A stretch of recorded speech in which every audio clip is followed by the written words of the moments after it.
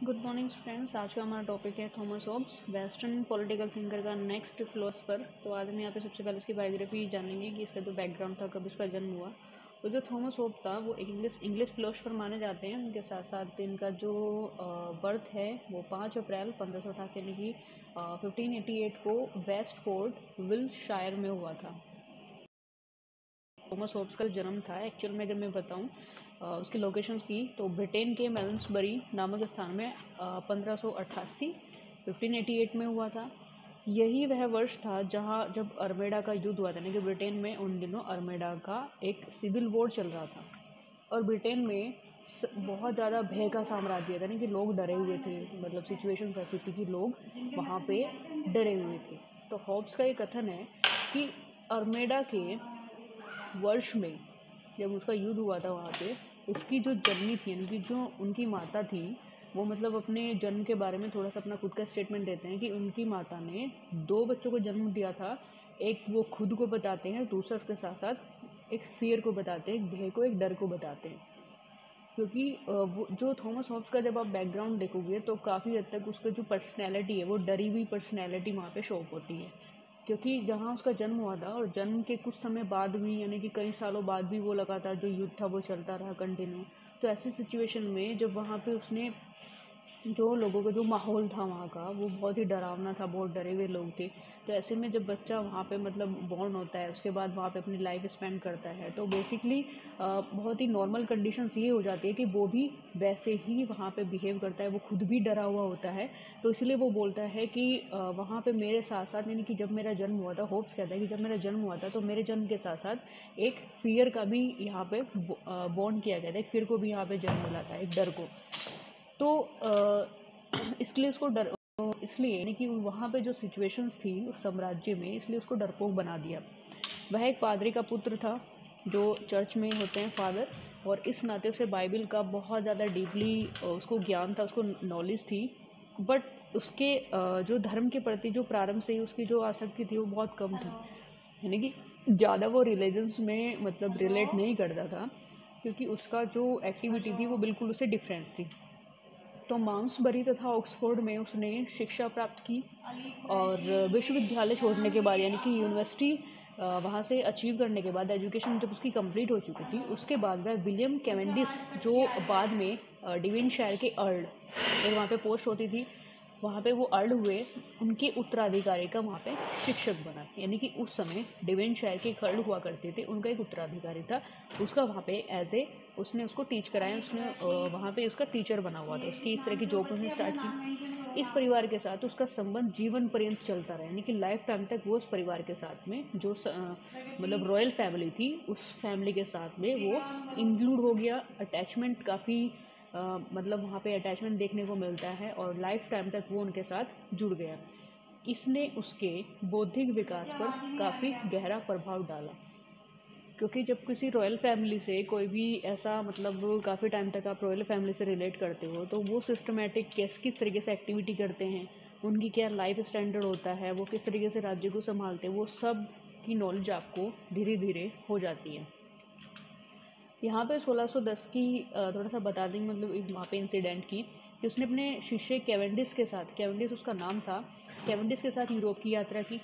और इस गवर्नमेंट, जिसको एजुकेशन टूर बोलते हैं, वो वहाँ पे किया, और अलग अलग जगहों पर वो घूमता चला गया। तो होब्स के यूरोप की दूसरी यात्रा से लौटने के बाद कुछ समय बाद इंग्लैंड में गृहयुद्ध प्रारंभ हो गया, यानी कि कुछ समय बाद वहाँ पे जो सिविल वॉर था वो थोड़ा मतलब रुका हुआ था, थोड़ा फिनिश हो गया था, लेकिन कम्प्लीटली फिनिश नहीं हुआ था। यानी कि फिर से वो लगातार जो सिविल वॉर था, गृहयुद्ध था, वो इंग्लैंड में स्टार्ट हो चुका था। फिर वहाँ पे इसी समय निरंकुश राजतंत्र के 2 मुख्य समर्थक थे, प्रथम लॉर्ड और द्वितीय स्टैफोर्ड, को वहाँ पे जेल में डाल दिया गया। इससे होब्स चिंतित हो गया और भयभीत हो उठा, क्योंकि वो उसी फैमिली से बिलोंग करता था, मतलब उस फैमिली से अटैच था, वहाँ पे वो काम करता था, उनके बेटे को वो मतलब टीच कराता था। तो उसके बाद क्या होता है, इससे होब्स चिंतित और भयभीत हो उठा, क्योंकि उसने भी निरंकुश राजतंत्र का समर्थन करते हुए पंपलेट लिखा था, यानी कि वो भी वहाँ पे मोनार्ची सिस्टम के अगेंस्ट था, और उसने भी वहाँ पे कुछ पंपलेट, कुछ ऐसे मतलब स्टेटमेंट दिए थे और बाकायदा वहाँ पे दीवारों पे चिपकाए थे। तो प्रॉपर रूप से इस कारण यानी कि उसे खुद से डर था कि अगर उनके जो लॉर्ड थे वो भी मतलब जेल में चले गए थे, उनको भी अरेस्ट कर लिया गया था, तो उसे ये डर था कि वो भी अरेस्ट हो जाएगा। तो इसी वजह से वो भाग करके फ्रांस चला गया और अगले 11 वर्षों तक उसने पेरिस और हॉलैंड में ही अध्ययन करते हुए बिताए। इसी बीच वह इंग्लैंड से भागकर पेरिस आया और युवराज तथा भावी राजा चार्ल्स द्वितीय के लिए गणित शास्त्र का शिक्षक भी रहा। यानी कि इसके बाद वो पेरिस आ गया और वहाँ पे जो चार्ल्स द्वितीय राजा थे उनके शिक्षक के रूप में उन्होंने काम स्टार्ट कर दिया मैथ्स पढ़ाने का। इसके बाद यहाँ पे अगर एजुकेशन की देखिए बात करते तो एजुकेशन यहाँ पे जो थी उनकी मेल्सबरी secondary school university of Oxford में यहाँ पे की थी। एंड नेक्स्ट हम यहाँ पे बात करते हैं बुक्स की। तो यहाँ पे डी सीवे लेवियाथन जो मोस्ट इम्पोर्टेंट इनकी बुक होती है, क्योंकि यूँ तो जो फिलोसफर होते हैं वो बुक काफ़ी मतलब बहुत नंबर्स में लिखते हैं, काफ़ी मतलब सैकड़ों 100 नंबर की बुक पब्लिश करते हैं, लेकिन कुछ ही बुक्स होती है जो बहुत इंपॉर्टेंट होती हैं। लेवियाथन, डिकारपो पॉलिटिको, तो de homine elements of law कानून के तत्व, and a dialogue on the civil war, तो एक यहाँ पे गृह युद्ध पे एक वार्ता। तो इस तरह की जो बुक्स लिखी थी तो बेसिकली जैसे इस तरह की जैसे लेवियाथन हो गया और एलिमेंट्स ऑफ लॉ हो गया, dialogue on the civil war हो गया, ये 3 बुक ऐसी थी जो उन्हें खुद ने मतलब वहाँ के सिस्टम को ऑब्जर्व करते जहाँ पे उसका जन्म हुआ था, वहाँ पे वो चीज़ें ऑब्जर्व करते हुए उसने वहाँ पे वो मतलब उससे रिलेटेड ही अपनी जो थिंकिंग थी, अपने जो विचार थे वो वहाँ पे लिखे थे। A dialogue on the civil war में वो क्या लिखता है, इंग्लैंड में जो गृह युद्ध था उस समय अर्मेडा का जो युद्ध जिसको बोला जाता है, तो प्रॉपर रूप से उसके बारे में वहाँ पे कम्प्लीटली एक्सप्लेन किया था कि किस तरीके से वहाँ पे मोनार्ची सिस्टम के अगेंस्ट कुछ लोग थे। मतलब टोटली जो युद्ध में एक्टिविटी थी वो सारी यहाँ पे हुई है। नेक्स्ट हम यहाँ पे बात करते हैं उसके सोशल कॉन्ट्रैक्ट थ्योरी की, यानी कि मानव स्वभाव का चित्रण।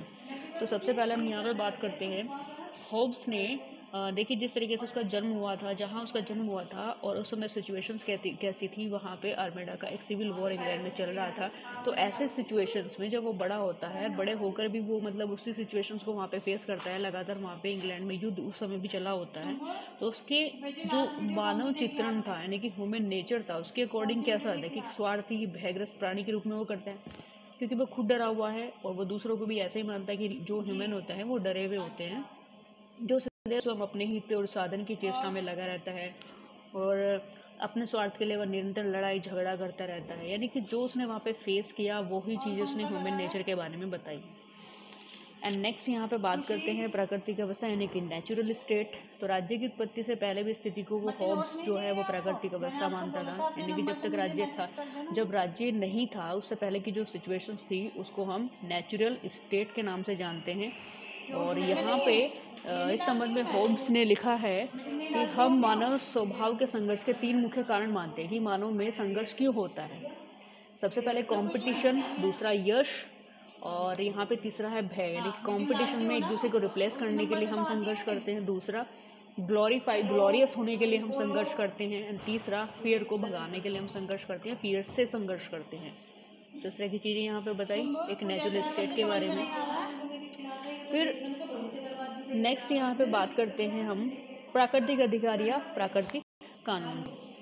तो हॉब्स के अनुसार यहाँ पे उन्होंने बताया है कि प्रत्येक मनुष्य को नेचुरल राइट्स और नेचुरल लॉ की जब हम यहाँ पे बात करते हैं तो वो कहता है कि प्राकृतिक कानून की कल्पना बिल्कुल इससे अलग है। उसके द्वारा मनुष्य को ऐसे कार्य करने से रोका जा सकता है जो उसकी सबसे प्रबल इच्छा यानी कि उसकी जो प्राण रक्षा होती है उसके लिए घातक हो, और प्राकृतिक अधिकार से स्वतंत्रता का आभास होता है और प्राकृतिक कानून से ये इसकी रिस्पॉन्सिबिलिटी को निभाता है।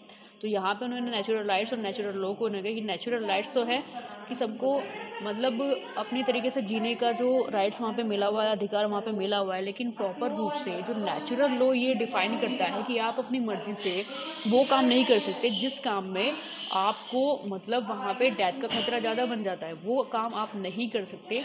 इसी वजह से मतलब जो नेचुरल लॉ है वो उसके लिए वहाँ पे रखे जाते हैं। तो प्रॉपर रूप से नेक्स्ट हम यहाँ पे बात करते हैं ओरिजिन ऑफ स्टेट। ठीक है, यानी कि जो स्टेट का जो सिद्धांत है उसके बारे में थोड़ा सा इन्होंने बताया कि राज्य की उत्पत्ति या मतलब कैसी। तो प्राकृतिक अवस्था में प्राकृतिक नियम विद्यमान थे उस समय पे, नेचुरल जो लॉज थे उनको वो फॉलो किए करते थे, लेकिन बाध्यकारी शक्ति के अभाव में सभी व्यक्तियों द्वारा उनका पालन नहीं किया जाता था। तो इस तरह की ओरिजिन ऑफ द स्टेट जो वहाँ पे राज्य की जो उत्पत्ति थी उसके बारे में बताया कि ज़्यादातर लोग वहाँ पे क्या करते थे, जो भी राज्य के लिए रूल रेगुलेशंस बनाए जाते थे वो ज़्यादातर लोग उनको फॉलो नहीं करते थे। बहुत सारे अलग अलग रीजंस उन्होंने बताए हैं यहाँ पे। एंड देन नेक्स्ट है यहाँ पे नेचर ऑफ सोवेरिटी के संप्रभुता का स्वरूप। तो हॉब्स के इस सिद्धांत का सर्वप्रथम और सर्वप्रमुख निष्कर्ष यह निकला है कि संप्रभुता कि हॉब्स राज्य को एक अपरिसीमित संप्रभुता प्रदान करते हैं, कि जिसकी कोई लिमिटेशन नहीं है, क्योंकि संप्रभुता अपने ही लेवल पर यहाँ पे काम करती है, किसी भी स्टेट के लिए पावर का काम करती है, तो उसके अनुसार व्यक्ति के लिए सभी परिस्थितियों में राज्य के आदेशों का पालन करना अनिवार्य है। तो यहाँ पे थोड़ा संप्रभुता के बारे में बताया कि हॉब्स के द्वारा जो संप्रभु को प्रजा पर अपनी इच्छा अनुसार कर लगाने का पूर्ण अधिकार दे दिया गया है। और इस संबंध में हॉब्स का ये एक फैक्ट है, एक तर्क है कि संप्रभु के द्वारा ही मानव समाज में जो भी ह्यूमन सोसाइटी है उसमें शांति स्थापित की जा सकती है। यानी कि इसके खुद के ओपिनियन थे कि किस तरीके से वो संप्रभु को स्टेट में एक तरीके से उसका जो नेचर है उसने वहाँ पे डिफाइन किया। एंड नेक्स्ट यहाँ पे बात करते हैं गुड गवर्नेंस, यानी कि हॉब्स के अनुसार यहाँ पे शासन के वो 3 भेद बताता है, 3 टाइप्स बताता है। सबसे पहले वो मोनार्ची सिस्टम बताता है, फिर वो कुलीनतंत्र डेमोक्रेसी बताता है जिसमें बहुत सारे लोग मतलब स्टेट के उनके पास पावर्स होती है और वो सिस्टम को चलाते हैं। एंड तीसरा प्रजातंत्र है कंप्लीट डेमोक्रेसी। देखिए, जो डेमोक्रेसी में कुछ लोगों के पास पावर्स होती है, राजतंत्र में एक पर्टिकुलर पर्सन के पास पावर होती है, और प्रजातंत्र में बहुत सारे लोग होते हैं सिस्टम को चलाने के लिए, उनके पास पावर होती है। लेकिन यहाँ पे अकॉर्डिंग टू हॉब्स कहता है कि monarchy system is the best government system, लेकिन फिर भी वो इन तीनों को बताता है, लेकिन इन तीनों में से सबसे बेस्ट जो सिस्टम बताता है वो मोनार्ची सिस्टम को बताता है। वो क्यों? वो अपने अपने थॉट यहाँ पे डिफाइन करता है कि जो मोनार्ची सिस्टम है वो सही तरीके से मतलब सिस्टम को मैनेज करने में कामयाब होता है, वो सही तरीके से उसको डिसीजन लेने में कामयाब होता है। तो इस तरह की चीज़ें वहाँ पे बताता है। तो आज के लिए जो टॉपिक था हमने यहीं पे कंप्लीट किया, हॉब्स के थोड़े मतलब बेसिक इन्फॉर्मेशन जो आपको पता होनी चाहिए। नेक्स्ट जो भी फिलोसफर हम डिस्कस करेंगे हम नेक्स्ट वीडियो में। Okay, thank you.